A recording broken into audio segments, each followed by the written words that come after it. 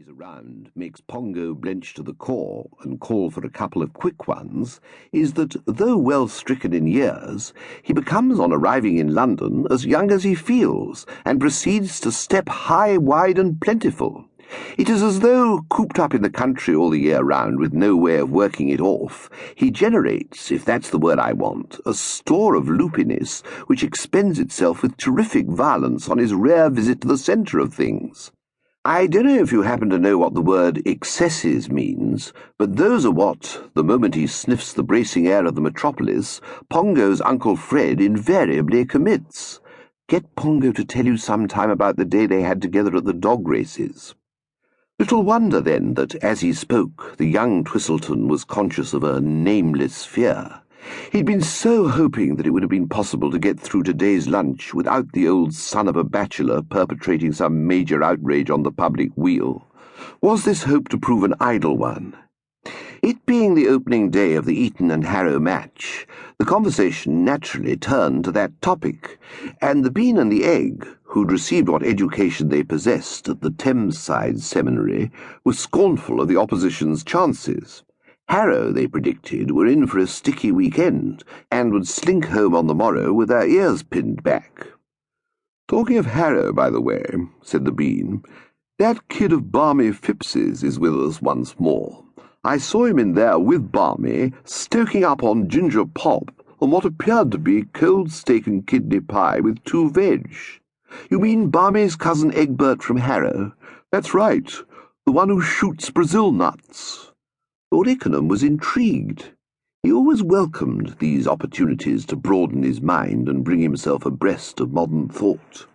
The great advantage of lunching at the Drones, he often said, was that you met such interesting people. "Shoots Brazil nuts, does he? You stir me strangely. In my time I've shot many things.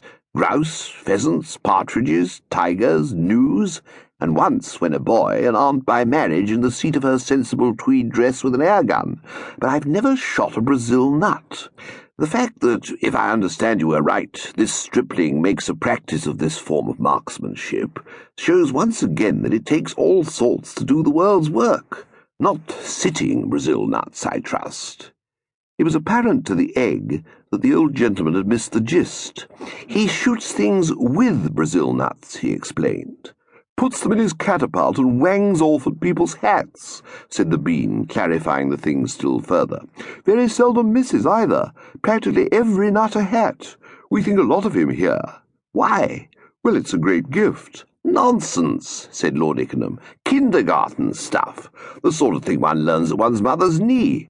It's many years since I owned a catapult, and was generally referred to in the sporting world as England's answer to Annie Oakley, but if I had one now, I would guarantee to go through the hats of London like a dose of salts.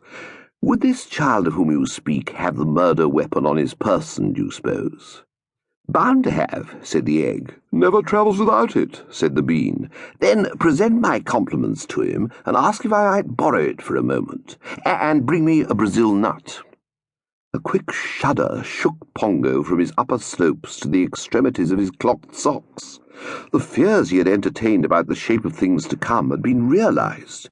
Even now, if his words meant what they seemed to mean, his uncle was preparing to be off again on one of those effervescent jaunts of his which had done so much to rock civilization and bleach the hair of his nearest and dearest. He shuddered accordingly, and in addition to shuddering, uttered a sharp quack of anguish such as might have proceeded from some duck which, sauntering in a reverie beside the duck pond, has inadvertently stubbed its toe on a broken soda-water bottle. "You spoke, Junior?"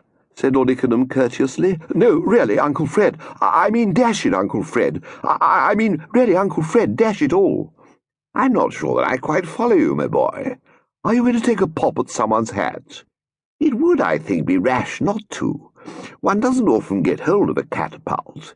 And the point we must not overlook is that, toppers being obligatory at the Eton and Harrow match, the spinneys and coverts today will be full of them, and it is of course the top hat, rather than the bowler, the gent's Homburg, and the 4.5 deerstalker as worn by Sherlock Holmes, which is one's primary objective.